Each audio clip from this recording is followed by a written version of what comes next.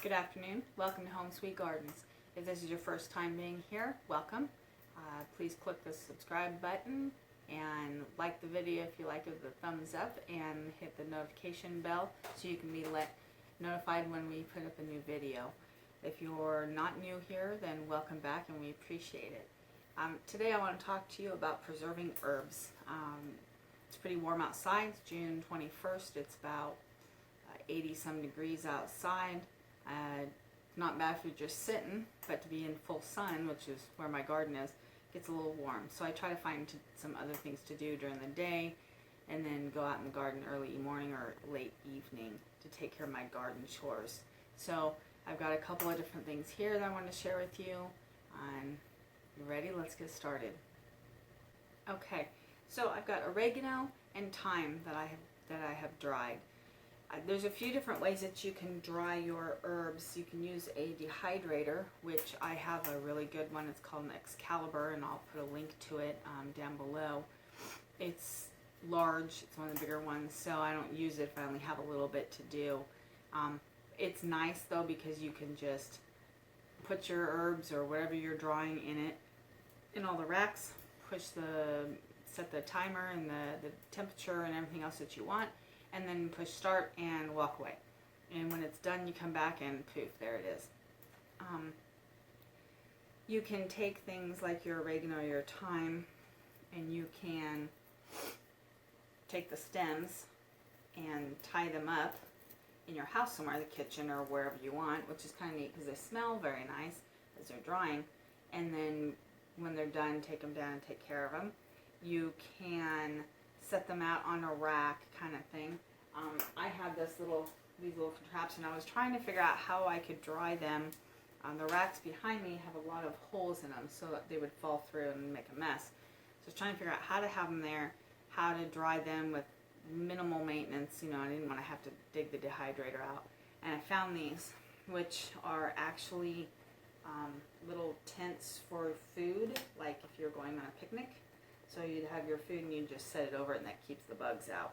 Okay. I just took this, turned it upside down, put all the herbs inside of it, and then set it on the shelf. And when I came back every day, I'd come back here and I would turn them over and kind of move them around and set them back there. I've got an overhead fan, and I did that for about, I think they were drier. It didn't take quite a week, but they were back here for that long because it's not something I had to take care of right away. So I kind of found something else I could use and did that. And then now I can just fold them, put them away, and have them for the next time I want to use them. So really anything will work as long as you get something that gets the air flow through it, and that you turn them a little bit and kind of keep an eye on them. The main thing is you don't want mold. So if they get wet or they don't dry out quick enough, then they can get moldy. In that you don't want to be ingesting that. The other big thing about your herbs or anything out of your garden is, I try not to use any kind of pesticides unless I absolutely have to.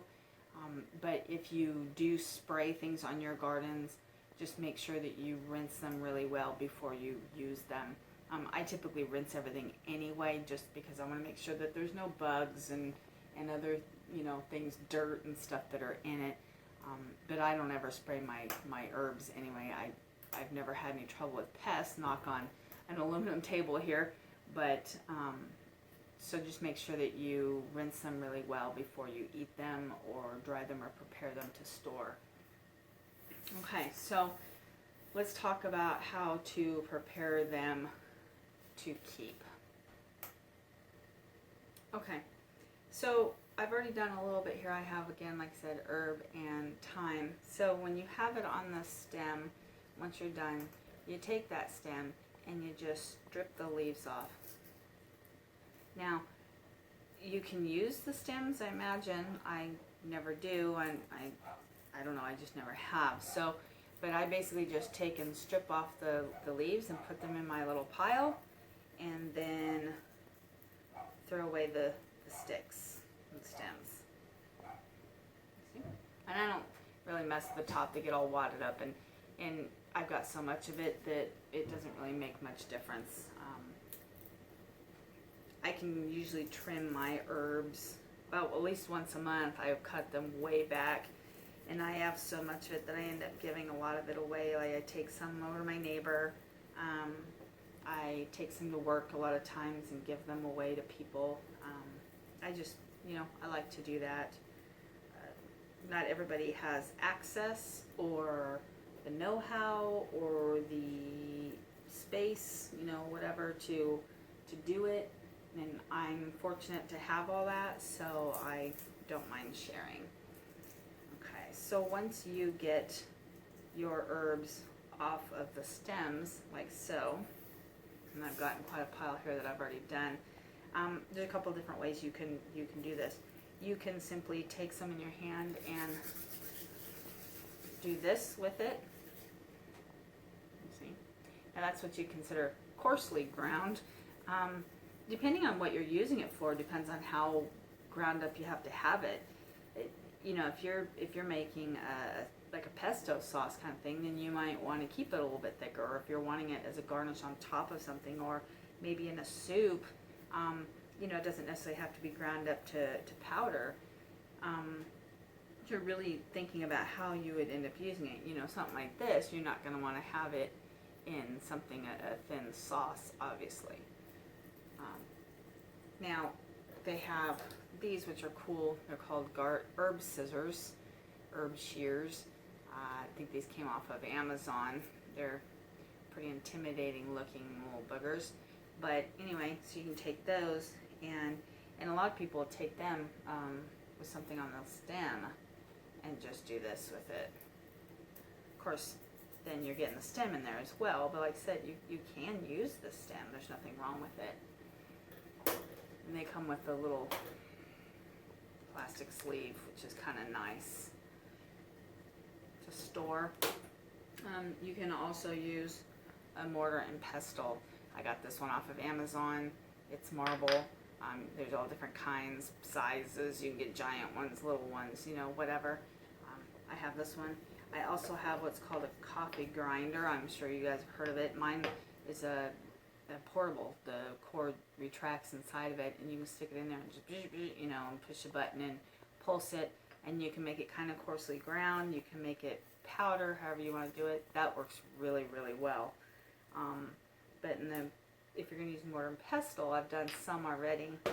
You just take this, you put it in there, you grind it. It really doesn't take that long to do. And if you end up getting a stem in there or something and you want it out, you just reach in and you pull the bigger pieces out that you don't want to keep. The mortar and pestle is kind of neat. I had to learn when I first got it. You do not wash this with soap and water. You just rinse it out, take like a damp towel, paper towel or whatever, and wipe it out and clean it. You can also use, I think, some salt in here to kind of grind and help get some of the extra herb and stuff off of it. But they say you don't want to use soap and water on it. And then if you do, you end up having to use something like an oil or something to cure it. So it's kind of a temperamental little thing.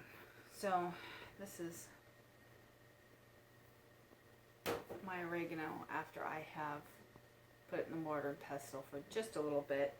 If you have old containers like from Walmart or wherever you shop and your spices and you've used them, save them, and then you can take the label off and write it with a magic marker, or you can put another label on it, however you want to do it, fancy or whatever, and you can use those. If you don't have any of those, I got these from Amazon. They're pretty neat. They have little labels, little stickers that you can put for labels on them. These actually have a magnetic bottom because I have a metal furnace on the side by my stove, and I just stick them on there. So they're pretty nice. They don't fall off. Like this is the inside of it here, and I just put my herbs in there, and there's not very much in there, is there? And then I put my lid on, and it's got a slot right here, so then I can take this and put the top on here, and it has, you turn it, so you can have the complete open where you can have all of it out, or you turn it to where it's a shaker like you would a traditional salt and pepper type. And these are really cool. There's all different kinds. If you go to Amazon or go online and look, you can find all different kinds of spice containers, racks, all kinds of things that you can use. You can also stick them in a Ziploc baggie. If you do that, I suggest putting them in a secondary container afterwards, because even though they say they seal, they still tend to get moisture inside of them. And they don't go bad. They just lose their potency after a while. I mean, if you have them for a year or 2 years, then obviously they're not going to be as strong as they were when you first did it. The big thing is you cannot let the moisture get into them. So if I was going to put them in a Ziploc baggie, like say I wasn't able to get to them right away, I'd stick them in a baggie, and then I would stick them in the freezer, and that would keep the humidity out of it until I was able to get to it to do what I wanted to do with it. You can also use some type of a Tupperware storage container that has a locking seal on it. Food saver bags, you can use those as well. The only bad thing about those is if you use them, then you have to reseal them, so you would lose a lot of the bag. So you might want to, like if you're going to store a large amount to do something with it later, that might be okay. But however you wanted to do it. Like for example, for now, I'm probably going to stick this in the baggie to use for next time. Okay, so moving on for thyme, it's pretty much the same thing that you would do with your oregano. The leaves on thyme are so small that grinding them, if you wanted them to be in powder, that'd be one thing. But for the most part, I mean, you look at a nice good one here. Twig of thyme, look how small those leaves are. They're, let's see if I can get it to focus. There we go. They're pretty small, so when you do strip the leaves off of it, I mean, again, pretty small. So you really wouldn't have to do much grinding on them. If you used them as a garnish on the top of something, I think they'd be just fine as far as size-wise. But you can do the same thing I showed you with the oregano on them.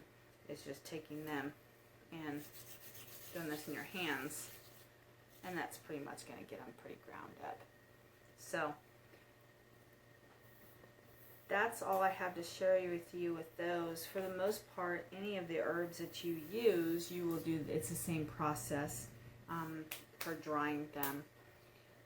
If you have any questions, comments, please leave them in the section below. I'd love to hear from you guys.